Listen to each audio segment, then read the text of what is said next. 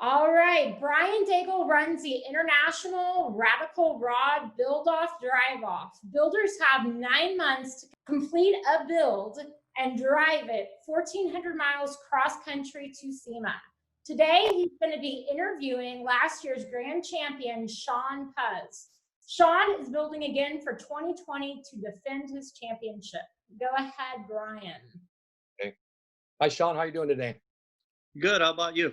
I'm doing pretty good too.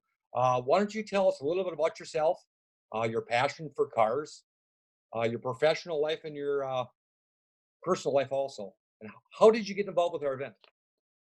Multiple questions. Okay. Was born in Pittsburgh, born and raised in Pittsburgh from up north. From when I was little, my dad was into cars racing and stuff.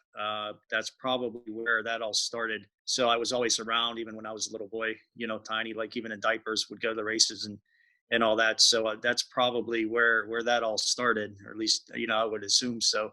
Yeah. So then over the years, just hanging around, he raced for about 20 years, and then just being around that was enough to get me going.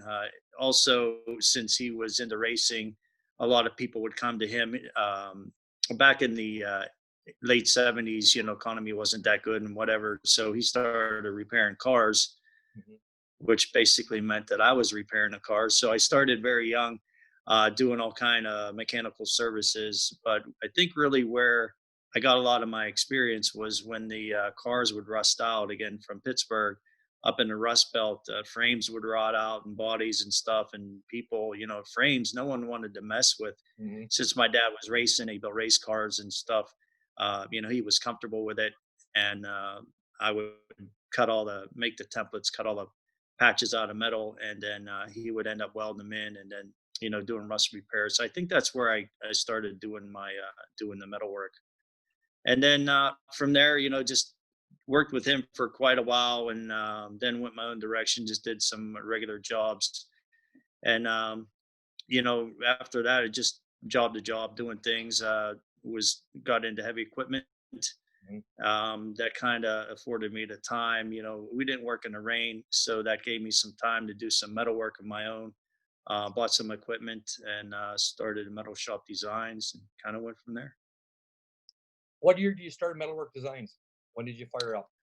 I think back in 2000, I registered the name, or not, maybe 99, was Metal Shop Designs. I wasn't full time at first. I was running equipment and doing work basically on the side. But then Sure. it quickly, overcame, and then I had to go full time. Okay. How did you get involved with the Radical event? So doing different car events. Again, I was racing, and that was very expensive, and it's hard to justify spending that kind of money. So I kind of turned and stopped the racing and wanted to build a hot rod. Use some of the racing parts to build a hot rod, and I did. I built a Pro Street S10, and figured that would kind of take the drive to not race, and replenish it with the hot rod. But it actually made it more frustrating, because on the street you couldn't really use what you made, legally. So that was okay. And then I figured while I was building that truck, I found a '36 Chevy for sale in South Dakota, or North Dakota. I'm sorry. So I ended up buying that, and finished the S10, and then immediately started on the '36.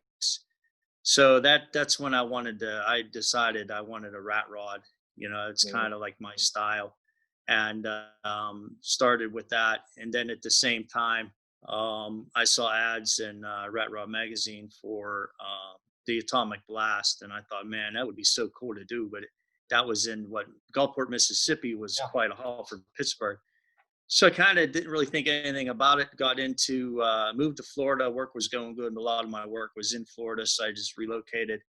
And then, as I said before, just kind of out of the clear blue, the Atomic Blast was coming up, and I thought, hey, I'm only 8 hours away now. Yeah. And actually, it worked out well. Really, the deciding factor was I ended up getting a job that was halfway. It was in Tallahassee, so I got paid to go halfway. Oh, I okay. told my wife Donna, I said, "Pack up, we're going. We're throwing the car in the trailer, gonna do the job, and just go from there straight over." So, and that was really the deciding factor. And then we went and met Miss Stephanie, and I got snobbed off in Florida, to be honest with you, when I got here with my cars. And people are like, "Yeah, they just kind of blew it off." But I went there, didn't know anybody, and they just treated me like royalty. I didn't know anybody. I thought it would be redneck clique, kind of thing. And Yeah. man, they were just amazing crowd. And I was just there for fun, and ended up doing well at the show. And then Stephanie remembered, and then apparently Brian, you and Stephanie got together, Yep. and I guess she brought up my name or whatever, and she called, and rest is history. So Yep. I'm going to pull up some pictures really quick. I'm going to share the screen so that we can look at some of your builds, and you can talk to us about what we're seeing. The World Championship build right here. Yeah, that's the 1936 Packard. It started as a 4-door car. It was just a body. So there was a lot of work in that. The skin was Packard. Everything else was handmade. Frame, suspension, undercarriage, floor, everything. So, and then we just took the body. Again, I cut it down to a 2-door. I lengthened the front doors, eliminated the rear door, moved the back side windows up, chopped the top, tilted the windshield back, tilted the whole back panel of the car forward a lot to give it a roadster look. And then I think the famous thing was using the front fenders on the back. I think that's really what the big thing about that one was, doing that. And I looks like they were just meant to be there. Yeah, that's cool. I've never noticed that before. Looking at that car, you never would have guessed that was a 4-door sedan to start with. You did an amazing job on that car. Thank you. It was a lot of work, but nothing. Anything that takes time and effort just makes it so much worth it. More worth it at the end. Here we're on the dry lake. Yeah, bed. that was Vegas. Yeah, boy, Charlie, he knew he was saving that. He knew, man. I give that guy all the credit in the world. He had it right. He told me earlier, when they were photographing everybody's car on the drive off, he said, "Don't worry. I know I didn't get to you." He said, "I got a reason. Don't worry." He said, "I got a time and place for your car." And boy, he nailed it. So Yeah. I couldn't be more happy with what he did on that. Yeah, with the sun setting on the desert, it came out perfect. The sun was just setting on the California side, and the pictures came awesome. Yes. That one, that's a rare picture, and the rally booth was an example. The car was bare metal. What a story that was. When we got, well, I'll get to that in a minute. But this one right here, that was when I finally got most of the body work done and was able to move the car around. And I backed it down the driveway in the sun, and that's just the bare raw steel with the brush finish on it. There's no windows in the car, and my wife videoed me. Actually, I was just turning the car around to put it back in the garage, and I looked. I'm like, man, that bare metal in the sun is just killer. Yeah. So, but the quick story was when going to the drive off, we left here, and I put a real good. It wasn't actually I rolled it on with a roller, the clear coat. Which they kind of recommended it. I don't want to say the name, but they said it's a super high build, durable, clear. It's like powder coat. And so I did the whole car with it. And then it rained almost the whole way up to Lincoln, Nebraska. And every single time I put fuel in a truck, walk by to the trailer and make sure everything's good, I said, this thing is starting to rust. It rusted. The clear was so durable, but it took moisture in, and every day it developed rust underneath of the clear. So when we got to Vegas, luckily we got there Friday. We sanded. I figured I'm just going to sand it all back off real quick, for Monday morning. And man, we almost didn't make it. quick. I'm telling you, man, I tell everyone that was the best and worst decision I ever made in my life, man. But we made it in the bare metal. When it was at SEMA, it was just bare metal and shiny like a brand new nickel. So that was awesome. Yeah, that one was at a hotel. You know, you really don't get to see a view like that up That's a top cute and the shape yeah. and how it all comes to a point, Yeah. which was the plan. Kind of wanted that pro mod kind of look. So that picture was in the third floor of a hotel and snapped that one. So like I said, most people don't get to see That's a a really good view. shot like that. Really good view of that car. I think so. Nope. Lower. Gotta love it. Yeah, that one. You know, the cars, Brian. You know, man. You know, when you give them birth like a brand new baby, they just look. Well, in this case, it's all brand new, and they never look the same again. Unfortunately, you know, everything there was brand new. I didn't put one used part on that car. Everything was brand new and just perfect and whatever. So that picture kind of just shows it. You know, everything nice and shiny. That car looks like that motor looks like a blowing Hemi. You pulled something off over everyone. You pulled the wool over everybody's eyes. What did you do there? Yeah, you know, even the Dodge people, the Hemi is so recognizable that people just oh, that's a Hemi. So they really don't have any concern to look at it close. But only out of 1,000 people, I'd say only about 5 knew that it was a LS engine. Yep. I bought the LSX 376 B15 for 15 pounds of boost and put it in there and set the blower, mock the blower up, you know, put it in, man, that blower just dwarfed the valve covers because the LS has small valve covers. Yep. But I already originally planned on putting the Hemi covers on that engine first. So I already had them. So I went and took the valve cover and held it up to the LS valve cover, and it was a little tight, and I had to stretch the ends.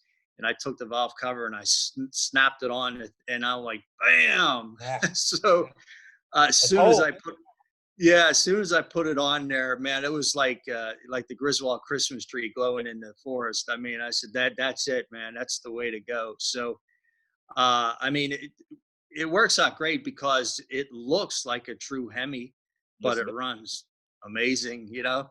So I got the best of both worlds on that The one. fuel injection on the top too, on the scoop. I know a lot of people were looking at it. It's fuel injected also.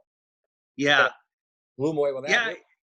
yeah. And you know, it's kind of weird, which that's what you would think, but yet there's 2 carburetors on it, you know. So that's how a little bit of visual goes a long way. Wow. So and actually that was just kind of brake whip, you know, we were talking and I said, hey, I'm going to try to use your brake lines and, you know, get them a little more visible because you can't really see them. And I thought, I'm like, you know, I want to make this look like it's nitrous or injected. Yep. So we did that. They were real happy with it and just did a quick little thing, and you know, and that was the result. Yeah, it looked good. All right, so Thank we're you. going to get on to your 2020 build right now that you are doing in the picture. Okay. Yeah. Go ahead. Wow. It's got a mean look just looking at you like it's squinting its eyes and it's I gonna mean, come it's like a total piece of art. That's what I see. I see your professional work and your hobby of building cars right here. It looks alive. Literally, it looks alive like it's looking at you, staring at you. Well, what is it called? Yeah. I'm sorry, it cut off, Blythe. What is it called? It's called Excalibur, and I went that way, like the old movie Excalibur for knight in shining armor, and that's what it's going to look like. You don't see it in that picture, but it's going to be all mirror finished, polished. So, you know, I've been told many times when I was young and in school I had a bad attitude. So Yeah. I wanted to make a vehicle that represents, you know, a little bit of a mean, bad attitude thing, but in a good way, you know. And I did a similar build, was the first one, and I was super, super happy with the look that it had. So I wanted to kind of keep going with that. This is my design. It doesn't exist So I'm going to kind of try to roll with this style a little bit in different configurations. And, I wasn't really sure when I built the first one. I had no idea if people would love it or not, but it got a very good reaction. So I'm kind of just rolling along those lines. This one here is all handmade out of aluminum. So I'm very proud of it. Again, it's my design. I didn't copy anything. I didn't start with anything. This is just Sean Puz dumped down in the middle right there. Yeah, I've been around the business for 26 years. I have never seen a cab look so mean. It's just sitting there and it looked like it's staring at you, just like, I'm gonna kick your butt, So you pull it up. I would roll that a long time because it's got a clean, mean look to it. Yeah, thanks. Like they say, you never get a second chance to make a first impression. And, I wanted something to be, remembered, that, kind of doesn't fit in. I kind of, the look really was like a combination between like a Peterbilt semi truck, a freight train, and there was something else. Oh, some truck in the 30s had the way the cab tapers, and I don't know if it was a Dodge or what it was, but which is kind of untraditional or usually not so the case for me. I don't like anything like that would have a reverse slope to it. Mm-hmm. But I think in this case, it just fits. So the whole cab, everything tapers. I mean, I see. So I'm real. Too. I can see the 30s in it, definitely. Yeah. And like I said, I'm very proud of it. It's the other shot. That's the front axle there before polishing, and I just had it made it, and just had it clamped in there, which I know you can probably see it now, where it's polished up now. And did all that, and that's another thing. It's my design axle. It's a very, very steep drop, which you don't see too much. So that axle probably only be about 4 or 5 inches off the ground for the most part to be able to see it. And when I was building the axle, I'm thinking, man, it's pretty cool. But when I clamped it up into the chassis like that, I said, oh man, yeah, it just fits. Looks good. That's going to have the right ride height too. You can tell just by the way you got it dropped. I mean, it's going to be right on the ground. So that's where we're at on that. Yes, just like Capo, this one with it clamped. And again, I hopefully I heard some thunder, so hopefully I don't lose anybody. But the where it is clamped right now, that is how the truck would be. It will sit flat on the ground like Capo. It'll lay flat on the ground. So all that had to be taken into consideration with the drop and all that. It's tough work building a car. Oh yeah, especially from scratch. I mean, geometry, all that's got to be figured out. I mean, it looks like you got it dialed right in. So, congrats, it's looking great. Thank you. So, what's your inspiration in doing a build like this instead of just going and taking something and restoring it? I think I just always been that way. Like I said, I was always putting round pegs in square holes. Just because something's been done before doesn't mean it has to be done. I don't know. I mean, I've always been outside the box, going my own direction. I don't care what was done, like my furniture and stuff. None of those designs exist. I just, I want things my way. And that's kind of how I roll. The truck was about the same, and it's, I think getting back to the decision of doing this one, the other truck I named RATical, and that one was, it was a neat build. A lot of people were scared to do that. I mean, I'll be honest, I was a little scared, but not really, not really too much. I mean, I know I'll make it work one way or the other. So I think just the reaction and success that truck had, I wanted to build on that and actually keep doing it. Like, again, I'll have other variations down the road of this truck, but I did want to, after looking at Capo, and I like the raw fabricated look and bare metal. The Capo is just a pain in the butt because it's steel to keep on top of. So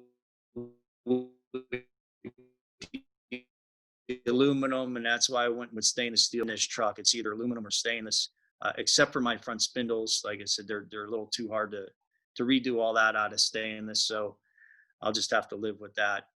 But and again, following the name of Excalibur. Okay, the truck we got on the screen right now, rumor has that was hanging out, literally hanging out in Sturgis for a good year, if not longer.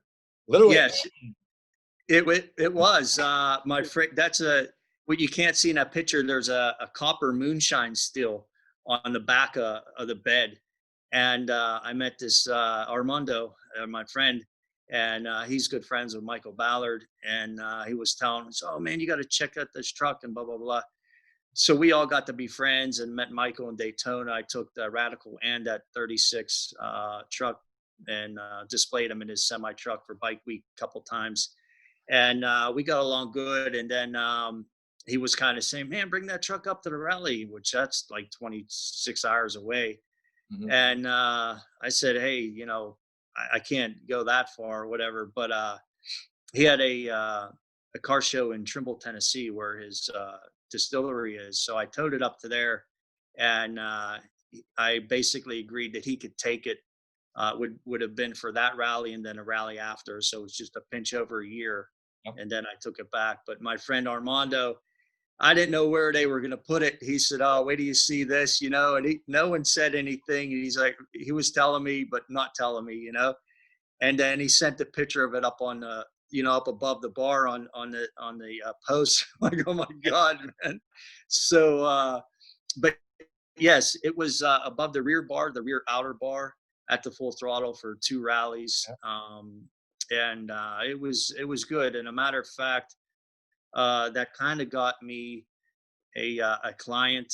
Matter of fact, the guy that went to the rally, he ended up buying it, and he's the same Oh, yeah. one that bought that one, RATical. So, you That is know, your first RATical build on the screen right now, correct? I'm sorry, Brian. This is the build you called RATical on the screen right now. Um, it can be. This guy's a collector. He's kind of like Jay Leno, Right. and he'll drive it. Apparently, maybe once or twice, but he just likes to collect them and look at them. And he just fell in love. Actually, he came up. He was gonna put money in capo, and he came to the house. And when he saw pictures of RATical, he knew all about it. But he said, "Man, when I saw that truck in person," Yeah. he said, I gotta have it." And we talked about it briefly, and he said, "What do you have in it?" And I said, "Oh, here's what I got." And he said, "Well, I'm in it for this all day long." I said, "That's fine. I'm not interested in selling it." So he said, "Okay, no worries." So then, he kind of, which I don't blame him. He backed out of capo. He said, put money into the capo is a promise. He said, there's nothing there. You know what I mean? In case something went wrong. I said, "Hey, I agree. No worries." He said, "But man, I'd really like to have that RATical." So in the meantime, I kind of started thinking, I'm like, well, if I sold or say I had an investor for capo, that would take a lot of burden off of me or whatever. So I kind of had that money factor Mhm. worked into a lot of things, and then that didn't work out as far as capo. So I'm like, man, and I thought about the RATical, and I told my wife, I said, "Man, it's progress. I'm letting it go." Hard decision to make, though, wasn't it? I mean, like giving uh, up kids practically. yeah, it is just like Yeah. a kid. It was, I love that truck. That's the first one. He will never sell it without my permission. I Ah, get the first, as he calls, right of refusal. So I feel good about that. But like I said, just I'll just keep building another one. So he's happy. It helped me. I got what I wanted out of it to a point, and that really helped me do capo the way I wanted it to. And I really see how your style has progressed. I mean, I can see like the angry eyes in this one too. But the tapered yeah, cab and yeah, totally. Yeah, that one's squared off a lot. This one here has more rounded edges around it. So, just like evolution, things evolved.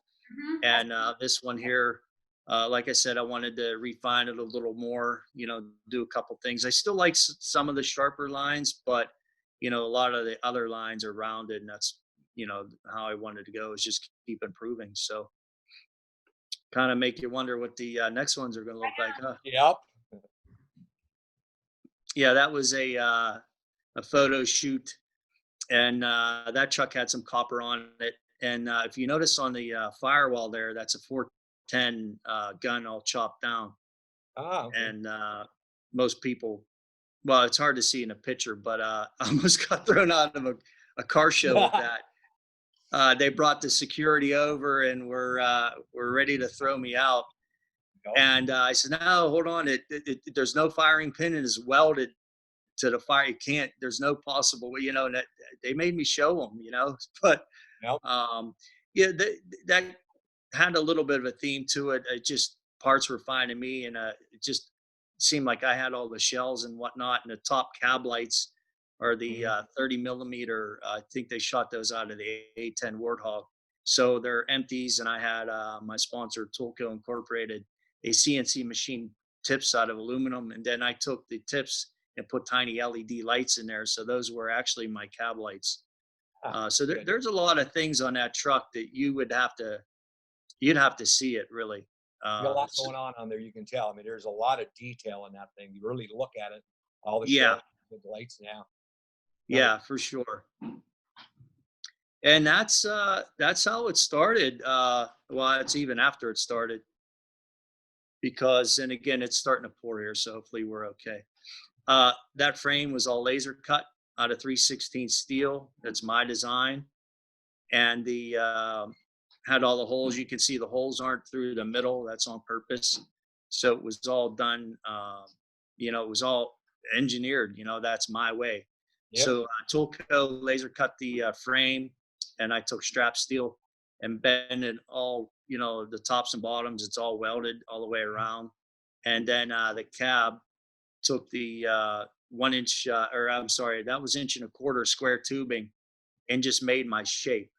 Yep. I figured I'd get the shape that I wanted, and then basically I just skinned it. I welded the skin right to the tubing and made it all integrated. And but that's when you can really see how far that thing was. And again, that was entirely handmade. Didn't start from anything but raw material either. Killer job. Burn the rubber. And yeah, that's the fun part. Truck, the dual wheels. Engine builder up north, Dunk. He did a great job on it. He said, "What do you want?" And I said, "I don't want to be disappointed when I hit the throttle." I Mm, said, "But I don't want to have to run racing fuel either." yeah. He said, "All right." And I built it like basically a dirt track engine, Yep. and that thing was a monster. It just, man, it didn't hesitate to spin the tires, and boy, I had a lot of fun with that truck. Now you burned 4 tires in the back of that one, not two. A Yep, lot of power there. yep. And real quick, I want to get to some of your professional work because you just build cars by hobby. This is Yeah, some nice. yeah, that staircase was was, boy, that was a tough one. Once again, I've never. I think that was. I may have done a spiral staircase, but this one here, I never done it. Did a curved stairwell, let alone entirely out of stainless steel. I mean, there's stainless steel treads. Um, there's marble on the treads and risers there, but man, I just kind of I figured, well, how am I going to do this? And figured out a way and literally build it right to the house. Yep. So that one was that's a $250,000 staircase right there, and it took. Matter of fact, I did it. It was about the same time as it built. It took almost a year. I mean, it wasn't. I would build it in relation to how much was going on in the house, that the house was all being made. But what you don't see, like in those posts, there's actually glass inside the triangles of them posts. Oh, wow. I mean, it was, yeah, 3/8 thick PPG glass inside those posts in the little open areas. Man, there was, again, you'd have to really go to the residence and actually look at that and see how much was going on there. It was a lot. But, Beautiful. like my motto is, that which does not kill us makes us stronger. And that one, Yep. that one had me pretty good, but we got it. And yeah, that's the RATical with the again, Michael and Jesse James. They're really, really good friend and partners. So I wanted to do a guitar for them to put out there. We were all talking. I said, hey, I'll do something nice for you. And so that shows you how big that guitar was. And I did it for them guys. Yeah, it's all handmade out of aluminum, and it cost $3,000 to ship it there, but Wow. they love it. So Wow. that's a mirror. Yeah, that was in the one restaurant I did a lot of work in, and that's actually one piece of aluminum, which it looks like it's layered, but Yeah. it's not. It's just one piece of aluminum. I drew it and shadowed it a little bit with an airbrush to make it look like there was like 3 or 4 pieces.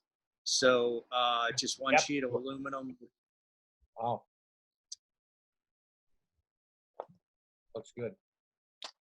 Killer. And then the same restaurant there, Dragon. The owner, he said, "Man, can you do a dragon?" I said, "I don't know, so I'll give it a shot." So what I wanted to do was use different grinding wheels and grits to give it some dimension, and then brush, then some airbrush to, make it look different. So it's not the best, but it was different. We can definitely see why you build what you build. You are a very talented man, and there must be just stuff rolling in your melon that it's just dying to get out.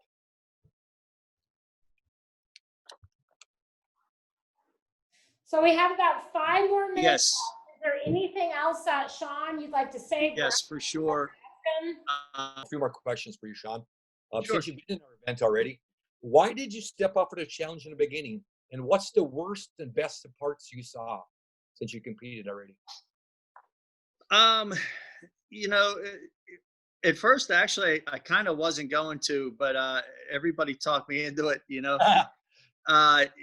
It's a very large strain physically, financially, time, but it's all worth it. And so I figured I immediately right there talked to Tom. I made the decision right basically in his booth. My sponsors were there, some of them. I said, hey, we're going to do this again, and everybody said, let's do it.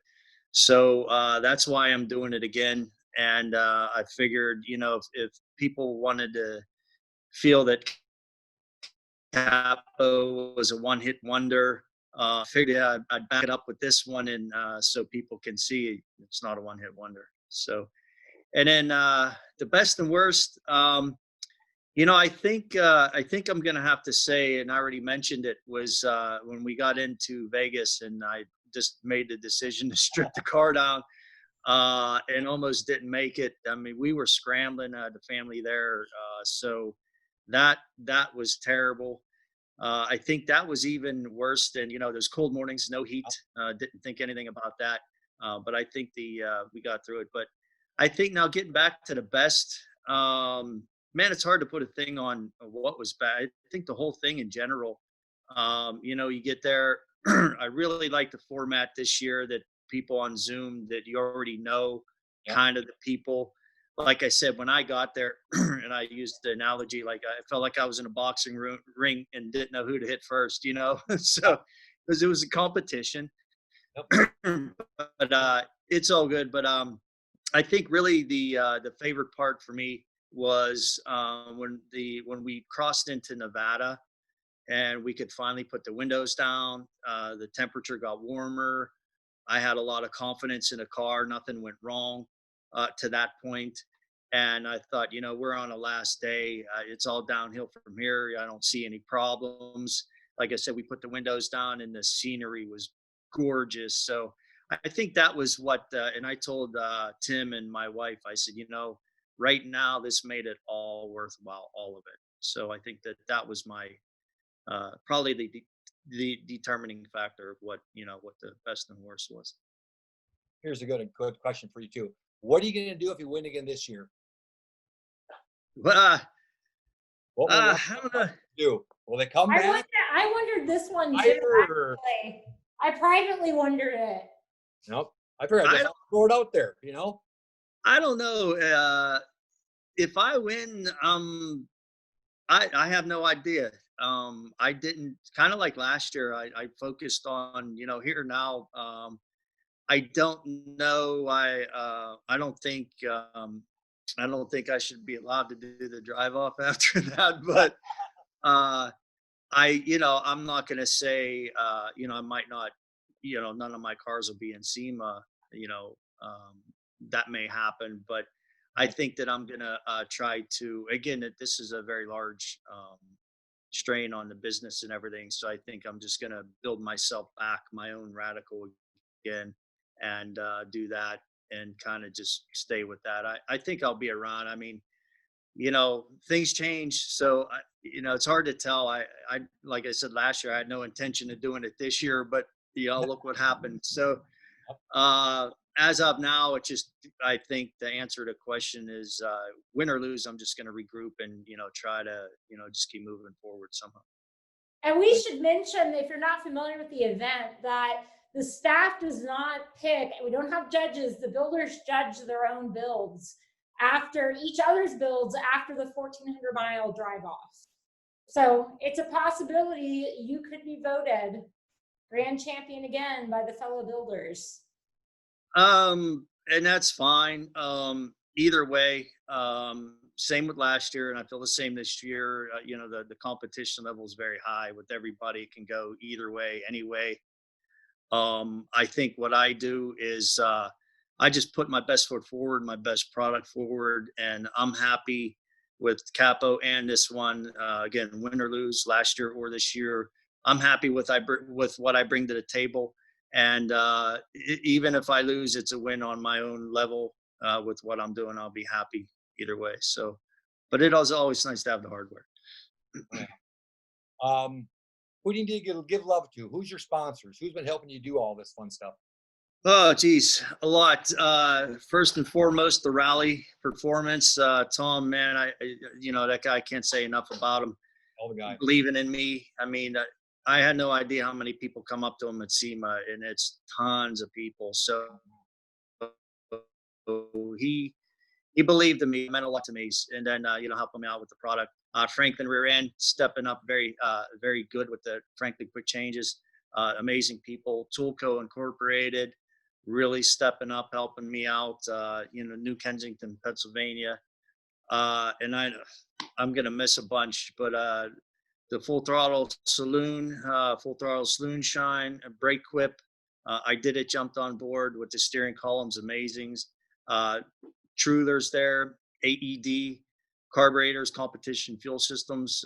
Man, the carburetors are unbelievable. So Valco racing wheels, man, wait till you see these wheels on this thing, man. He sent me a picture rendering. I'm like, man, please tell me when I can share that. So actually they're done pretty soon. Hoosier Tire and Hoosier Tire Racing, Precise Racing in Saxonburg, Pennsylvania. They kind of helped me out across the board with a lot of stuff. And the Hoosier tires, they're not cheap, but they did what they could for me. Who else do we have here? Stuart Warner, yeah, they're really helping out. And again, I usually have my cheat sheet, and I forgot all about it. We mentioned Brake Clip, and again, Daytona Sensors. They got a really nice system for this LS engine, among other things, but they're going to throw that in for me.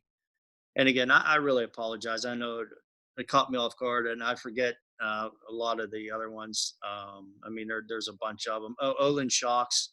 Man, these shocks, they're amazing. Anyone that rode in my car, they'll tell you, man, that thing rides like $1 million.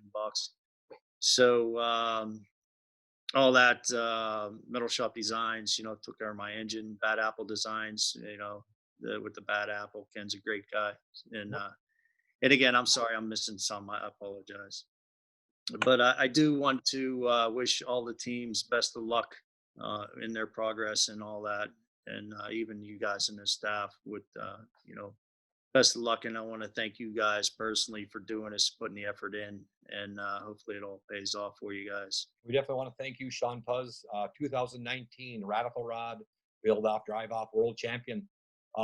I was happy to be here to see the evolution from badass rat rods into one-of-one customs. You're on the way up. Hang on, it's going to be a hell of a ride, brother. I hope so. I hope so. That's what we're shooting for. Congratulations. We'll talk. All right. Sean. Thank you. Thank you Thank much. you guys. Appreciate Bye. it.